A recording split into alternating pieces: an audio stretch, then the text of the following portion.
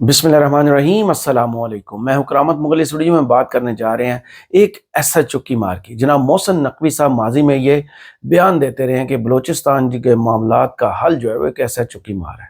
اب جناب لگتا یہی ہے کہ انہوں نے ٹھان لی ہے کہ ایس ایچ او تھانہ ایسٹ لندن کو معطل کر دیا جائے۔ انہوں نے بڑی لغزش کا مظاہرہ کیا ہے، ان سے وہ کام نہیں ہو پایا جو پنجاب پولیس یا اسلام آباد پولیس ان کے لیے کرتی ہے۔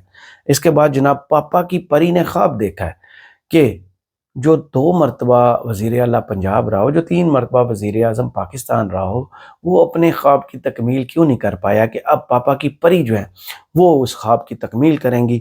اس حوالے سے پہلی اینٹ انہوں نے ایک ہال کے اندر ہی رکھ دی ہے، اب اس کا کرنا کیا ہے، ہونا کیا ہے، وہ بڑا سوالیہ نشان ہے۔ اس کے بعد جناب مسلم لیگ نون کے 2 بڑوں کی سر عام لڑائی ہو گئی ہے۔ رانا ثناء اللہ نے سر عام جناب خواجہ آصف کی چھترول بھی کی ہے اور انہیں جھوٹا بھی کہا ہے۔ اس والے سے تفصیلات آپ کے ساتھ شیئر کریں گے۔ سب سے پہلے جناب لندن میں ہوا کیا؟ لندن میں جناب اس ملک کے 4 کروڑ ووٹر کے بلہ چھیننے والے کے، عمران خان کے مقدمات نہ سننے والے کے، آزادی ہزار رائے پر قدغن لگانے والے کے، بنیادی انسانی حقوق کی خلاف ورزی کرنے والے کے جناب نکارہ آواز خلق، نکارہ خدا جسے کہتے ہیں نا، وہ اس نے فیس کر لیا۔ یہاں پر تو صرف ایک ڈونٹ کھایا تھا، لندن میں جناب لوگوں نے درجنوں ڈونٹ اس کو جو ہے وہ تحفے میں دیے ہیں۔ منہ چھپانا پڑا ہے کیونکہ کام ہی ایسا کیا تھا۔ سارے لوگ یہی بات کر رہے ہیں کہ بیٹا ایسے کام نہ کرو جس میں منہ چھپانا پڑے، تو انہیں منہ بھی چھپانا پڑا اور جھکنا بھی پڑا۔ گاڑی کے اندر جھک کر منہ چھپا کر انہیں ہال کے اندر جانا پڑا، اور اس ہال کے اندر ان کے ساتھ کیا کچھ ہوا اس کی تفصیلات بھی آئیں گی۔ لیکن حکومت پاکستان جو ہے اس نے بہت جلدی دکھا دی ہے کہ قاضی فائز عیسیٰ صاحب کے ساتھ ایسا سلوک کیسے ممکن ہے۔ ایک ریٹائرڈ چیف جسٹس کے لیے حکومت مری جا رہی ہے، جناب ان کے ساتھ بدتمیزی ہوگی۔ ان کو چور چور کے نعرے کیوں لگانے پڑے، کیوں ان کو سننا پڑے؟ وہاں پر شیم شیم کے نعرے لگتے رہے۔ قاضی فائز عیسیٰ صاحب کو اور بھی بہت کچھ کہا ہے جو میں اس ویڈیو میں نہیں کہہ سکتا۔ وہ ویڈیوز جو ہیں وہ اب جناب محسن نقوی صاحب نے جو ہے نا وہ حکم دے دیا نادرا کو، کیونکہ انٹیریئر منسٹری کے اندر ہی ہے نادرا، تو ان کی شناخت کی جائے بیرون ملک، ان کے پاسپورٹ جو ہے وہ کینسل کرنے کی، جو شناختی کارڈ کینسل کرنے کی جو ہے نا وہ کارروائی کا آغاز کیا جائے۔ اس کے علاوہ یہاں تک کی تان نہیں ٹوٹی، آگے انہوں نے یہ بھی کہا کہ یہ لندن کی پولیس ہے، اسکاٹ لینڈ یارڈ، اس کو ہم 10 نام بھجوا رہے ہیں جو فیصل چودھری صاحب ہے وہاں ہائی کمشنر پاکستان کے، ان کے خلاف کارروائی کے لیے۔ لیکن اس کا جواب بھی لوگوں نے پھر آ کے ٹویٹر پہ دیا کہ یہ نہیں جانتے کہ لاز انگلینڈ کے کیا کہتے ہیں، وہاں کے آرٹیکلز 10 اور 9 اور 8 کیا کہتے ہیں، وہاں آزادی ہزار رائے کیا ہے، 1998 میں کیا ایسے اصول وضع کیے گئے تھے کہ کسی کو گرفتار کرنے کے لیے کیا کچھ کرنا ضروری ہے، پبلک جو ہے اوپینین یا آزادی ہزار رائے وہ انگلستان میں کیا معنی رکھتی ہیں۔ تو وہ تو حکومت کو وہاں سے آئینہ دکھایا جا رہا ہے۔ میں نے کیا آئینہ دکھانا، وہ تو آئینہ بہت بڑا ہے، حکومت کو دور سے بیٹھ کے ہی اپنا بدنما چہرہ جو ہے نا وہ نظر آ رہا ہوگا جناب۔ اس کے علاوہ محسن نقوی صاحب جو ہیں ان کی کارکردگی اس ملک میں سب جانتے ہیں کہ ان کو سینیٹرشپ کیسے ملی تھی۔ پنجاب کی وزارت اعلیٰ پر انہوں نے اتنا کچھ کر کے دیا تھا پی ٹی آئی کو، جسے کہتے ہیں نا باندھ کے رکھنا، ظلم کرنا، تشدد کرنا، کیا کچھ نہیں کیا تھا انہوں نے پی ٹی آئی کے خلاف، عمران خان کے خلاف بہت کچھ آخری حد کو چھو گئے تھے۔ اس کے بعد انہیں سینیٹر بنایا گیا، اس کے بعد انہیں وزیر داخلہ بنایا گیا، اور اتنے طاقتور تھے کہ حکومتی لوگ خود کہنا شروع ہو گئے تھے ان کی مہربانی ہے کہ یہ وزیر داخلہ بن گیا، یہ چاہتے تو وزیر اعظم بھی بن سکتے تھے۔ لیکن ایک گیم چلی تھی جس میں ان کو ڈپٹی وزیر اعظم بنانے کی جب بات نکلی تو شہباز شریف کے پاؤں اس وقت جدہ میں تھے، وہاں سے انہوں نے ایک جو ہے نوٹیفیکیشن جاری کروا دیا، ایک آرڈر پاس کر دیا کہ اسحاق ڈار جو ہمارے ڈپٹی پرائم منسٹر ہیں۔ تو حکومت نے وہاں سے ان کا راستہ روکا تھا، لیکن لگتا یہ ہے کہ سب سے طاقتور آزاد سینیٹر ہیں جو وزیر داخلہ ہیں، کابینہ کا حصہ ہیں جناب۔ ان پر اب سوال اٹھ رہے تھے کہ اسلام آباد میں تقریباً 48 گھنٹے میں جو ہے نا 4 بڑی ڈکیتیاں ہوئیں، اور ان ڈکیتیوں کے بھی مزاحیہ آگے انفارمیشن جو ہے وہ سامنے آئی ہے، اور وہ بھی آپ کہیں نا کہ لطیفے سے کم نہیں ہے کہ جناب اسلحہ کیسے چھینا گیا، کیسے اسلحہ لے کر جو ہے استعمال کیا گیا، اور رپورٹ جو اس کی تحقیقاتی رپورٹ آئی ہے نا وہ کسی بھی لطیفے سے کم نہیں ہے، کیونکہ جناب 4 ڈکیتیاں ہوتی ہیں، اور ذرا صورتحال جو پولیس ذرائع سے خبر سامنے آئی ہے وہ سنیے گا۔ اسلام آباد میں بینک ڈکیتیوں میں استعمال ہونے والا اسلحہ سرکاری ہونے کا انکشاف۔ بینک ڈکیتی میں استعمال ہونے والی شارٹ مشین گن تھانہ سیکریٹریٹ سے چرائی گئی۔ انگلینڈ کرکٹ ٹیم کے دورے کے دوران اسلام آباد پولیس کی SMG غائب ہو گئی۔ اسلام آباد پولیس کے اہلکار سے ایک فرضی ملازم SMG گن اڑا لے گیا۔ فرضی ملازم کی وردی پر دلاور نام درج تھا۔ فرضی اہلکار نے تھانہ سیکریٹریٹ سے SMG حاصل کی۔ فرضی ملازم نے بیلٹ نمبر 283 لکھوایا اور موبائل فون بھی غلط لکھوایا۔ تھانہ ASI نے بغیر جانچ پڑتال فرضی ملازم کو، یہ تھانوں کا حال ہے، فرضی ملازم کو سرکاری SMG گن نمبر 218 جاری کر دی۔ پولیس ذرائع کے مطابق بینک ڈکیتی میں استعمال ہونے والی گن سرکاری SMG ہے۔ گزشتہ 2 روز میں اسلام آباد میں بینک ڈکیتی کے 4 واقعات ہوئے ہیں۔ پولیس ذرائع تھانہ سیکریٹریٹ سے جو گن چوری ہوئی ہے اس کی رپٹ ان کے ٹکرز کے اندر ہے، رپٹ لکھ لی گئی ہے۔ تو جناب یہ ناک کے نیچے ہو رہا ہے، یہ اسلام آباد کی بات ہے۔ یہ جو محسن نقوی صاحب 7 سمندر پار جا کے تھانہ SHO تھانہ ایسٹ لندن کو معطل کرنے کی بات کر رہے ہیں نا کہ تمہیں دیکھ لیں گے، یہ قاضی صاحب کے ساتھ ایسے کیسے ہوا ہے جناب؟ ان کے اپنے شہر میں یہ کچھ ہو رہا ہے۔ اس کے علاوہ اس میں 2 افراد جو تھے، ایک شخص کو قتل کیا گیا تھا اور 9 افراد اس میں زخمی تھے، جس میں 2 کی حالت تشویشناک ہے۔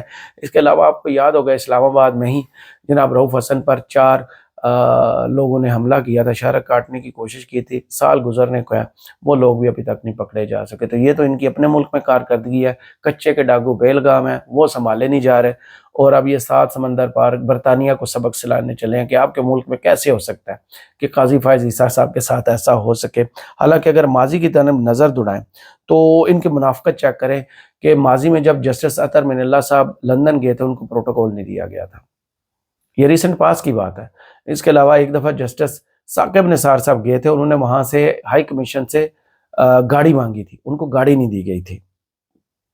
اس کے علاوہ قاضی فائز عیسیٰ صاحب جب گئے تو ان کو ایئرپورٹ سے deputy high commissioner of Pakistan نے ریسیو کیا، ایک ریٹائرڈ چیف جسٹس کو موجودہ ڈپٹی ہائی کمشنر نے سرکاری پروٹوکول میں ریسیو کیا تھا، ان کو گاڑی دی تھی، ان کو پروٹوکول فراہم کیا تھا۔ اس کی منطق جو ہے وہ سارا پاکستان سمجھنے سے قاصر ہے۔ سوال یہ اٹھایا جا رہا ہے کہ یہ سہولت قاضی صاحب کے لیے صرف کیوں، باقی ججز کے لیے کیوں نہیں تھی؟ اور وہ قاضی فائز عیسیٰ جو 20 لاکھ کا عشائیہ نہیں لے رہے تھے، وہ اتنے پروٹوکول کے مزے کیسے اڑا سکتے ہیں؟ ان کا لندن جانا کیوں ضروری ہے؟ کچھ لوگ تو کہہ رہے ہیں وہ اس لیے گئے ہیں کہ شاید ان کی پراپرٹیز وہاں پہ ہیں، 3 فلیٹس کا ذکر بھی لوگوں نے سوشل میڈیا پر کیا ہے، یہ لوگوں کی رائے ہے جس کا میں احترام کرتا ہوں کہ وہ جانتے ہوں گے قاضی صاحب کی کس پراپرٹی کی لوکیشن کیا ہے، بتانے والے سب بتا دیتے ہیں۔ اس کے علاوہ جناب قاضی فائز عیسیٰ صاحب کی سٹوری کے بعد چلتے ہیں اگلی سٹوری کی جانب، اور وہ ہے پاپا کی پری کا خواب۔ ہم نے بچپن سے پاکستان میں ایک آئیڈیل کو دیکھا تھا جس کو سارا پاکستان ایک کرکٹر کے نام سے جانتا تھا، جس کی والدہ کو جب کینسر ہوا تو اس نے بہت تکلیف دیکھی، بہت کچھ کیا والدہ کو بچانے کے لیے۔ اس کے ذہن میں یہی خواب تھا، یہی احساس تھا کہ جو اس کی والدہ کے ساتھ ہوا ہے وہ کسی اور کی ماں کے ساتھ نہ ہو، یعنی پوری قوم کی ماؤں کا خیال کیا جب اس کی اپنی والدہ کینسر کی وجہ سے اس جہاں سے دوسرے جہاں چلی گئی۔ اس نے ٹھان لی کہ میں اس مرض کے علاج کے لیے آخری دم تک جاؤں گا۔ اس نے گلی گلی جولی پھیلائی، 1-1 روپیہ جمع کیا، سکولوں، کالجوں، کون سی ایسی جگہ، مسجدوں میں بیٹھ کے بھی چندہ جمع کیا، اور لوگوں کی بھی کیا بات ہے، انہوں نے اس پر آنکھیں بند کر کے اعتبار کیا۔ خواتین نے، میں نے اپنی آنکھوں سے دیکھا ہوا، خواتین نے اپنے کانوں کی بالیاں اور زیور جو ہے، عمران خان ایک قافلے کی صورت میں ہر شہر سے گزرتے تھے اور وہ ٹرک کی جانب ہاتھ بڑھا بڑھا کر جو ہے نا عمران خان کو اپنا زیور دیتی تھی، کیونکہ عمران خان کی نیت جو تھی وہ ٹھیک تھی، نیت صاف تھی، اللہ کا ساتھ تھا۔ تو پاکستانی عوام نے ان پر اتنا اعتماد کیا کہ انہوں نے کامیابی سے پہلا شوکت خانم کینسر ہاسپٹل لاہور میں بنایا، پھر دوسرا بنا، اب تیسرا بننے جا رہا ہے، وہ بھی تکمیل کے مراحل میں ہے۔ دوسری جانب ان سے مقابلہ کیا جا رہا ہے، عمران خان سے مقابلے کی اتنی جلن ہے، اتنی کوشش کی جا رہی ہے، جو کچھ عمران خان کرتے ہیں اس کی کاپی تیار کی جاتی ہے۔ اس لیے عمران خان اس خاتون کو اپنی ٹیم کا 12واں کھلاڑی کہتے ہیں۔ مثلا ان کا نام ہے جناب مریم نواز صاحبہ۔ عمران خان بار بار ان کو اپنا 12واں کھلاڑی کہتے تھے کہ وہ ان کی سپورٹ میں بہت کچھ کر جاتی ہیں۔ اب انہوں نے ٹھان لیا کہ وہ بھی اپنے والد، ستم ظریفی دیکھیے اس ملک کی، 3 دفعہ کا وزیر اعظم، 2 دفعہ کا پاکستان کے سب سے بڑے صوبے کا وزیر اعلیٰ، وہ اپنا خواب پورا نہیں کر سکا۔ جب پاپا کی پری کو اب آیا ہے کہ وہ اپنے باپ کا خواب پورا کرائیں گی، اور پبلک ایکسچیکر سے، آپ کے پیسوں سے، میرے پیسوں سے جو میں ٹیکس کی صورت میں اس ملک کو دیتا ہوں، ان پر جناب اپنے باپ کے نام کا ایک کینسر ہاسپٹل تعمیر کروائیں گی۔ اس کی پہلی اینٹ انہوں نے، آج وہ ڈرامہ بازی تھی ساری، ایک ہال کے اندر سپاٹ لائٹ کے اندر ایک اینٹ رکھی ہے کہ سنگ بنیاد رکھ دیا گیا۔ جناب نواز شریف کینسر ہسپتال اس ملک میں بنانے کی جو ہے وہ نہیں، جسے کہتے ہیں سنگ بنیاد، پہلے اینٹ رکھی گئی ہے۔ اور وہ بھی یہ اتنے امیر ہیں، یہ لندن میں پراپرٹیز بنا سکتے ہیں، لیکن اپنے باپ کے نام پر ہسپتال بنانا ہو تو اس کے لیے بھی قومی خزانے پر ڈاکہ ڈالنا ہے۔ بھائی کس چکر میں نواز شریف ہاسپٹل بنے گا؟ وہ کیا قوم کا کوئی محسن ہے؟ کوئی احسان کیا ہے؟ کوئی خدمت کی ہے؟ کیا اس قوم کا کیا ہے سوائے لندن میں اپنے فلیٹس بنانے کے؟ کیا اس قوم کے لیے کیا ہے؟ موٹر وے موٹر وے موٹر وے موٹر وے بھی لوگوں کے پیسوں سے بنی ہوئی ہے۔ یہ میٹروز اور یہ جو ٹرینیں ہیں نا اورنج، یہ بھی لوگ قرض اتار رہے ہیں، قرض پر بنی ہیں، ان کے ٹیکس سے اس کا سارا قرض اتارا جا رہا ہے۔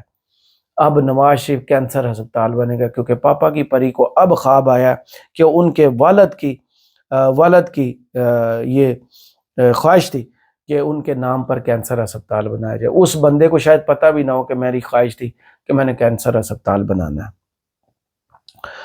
جناب مقابلہ دیکھیں، ایک شخص جو کرکٹر تھا، بزنس مین نہیں تھا، اس نے اپنی والدہ کی جو جان جو ہے اپنے ہاتھوں میں جاتے ہوئے دیکھی، ایک موذی مرض کینسر کی وجہ سے، تو اس نے ٹھان لی کہ میں اس قوم کی ماؤں کو اس مرض سے سب سے سستا اور مفت علاج فراہم کروں گا۔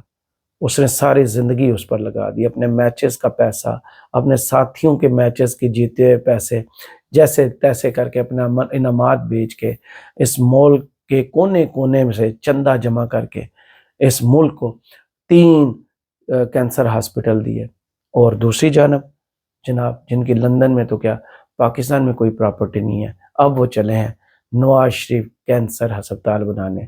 مریم نواز صاحبہ، اللہ آپ کے باپ کو زندگی دے، وہ حیات ہے، آپ کے پاس اتنے وسائل ہیں کہ آپ ایک ہاسپٹل اپنے پیسوں سے بنا سکے، کیونکہ آپ کے دادا تو بنا گئے تھے وہ جو ماڈل ٹاؤن میں ہاسپٹل ہے۔ آپ کو بھی چاہیے کہ انہی کی راہ پر چلتے ہوئے اپنے جیب سے، نواز شریف کے پیسوں سے نواز شریف کینسر ہسپتال بنائے، نہ کہ پبلک منی پر نواز شریف کینسر ہسپتال بنائے۔ ہوگا تو کینسر ہاسپٹل، لیکن لوگ اس کو نواز شریف کینسر ہی کہیں گے، باقی کچھ نہیں کہیں گے، کیونکہ جب موقع آیا آپ نے قومی خزانے کی طرف ہی ہاتھ بڑھایا، اپنی جیب کی طرف ہاتھ نہیں بڑھایا۔ کیونکہ عمران خان جہاں سے گزرتے تھے خواتین اپنا زیور دیتی تھی اور لوگ اپنی جیبیں خالی کر دیتے تھے۔ آپ لوگوں کا یہ حال ہے کہ آپ اس ملک میں کہیں جائیں یا بیرون ملک کہیں جائیں، سب اپنی جیب پر ہاتھ رکھ لیتے ہیں کہ کہیں ہماری جیب سے پیسے نہ چوری ہو جائیں۔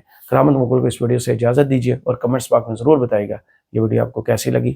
اللہ حافظ۔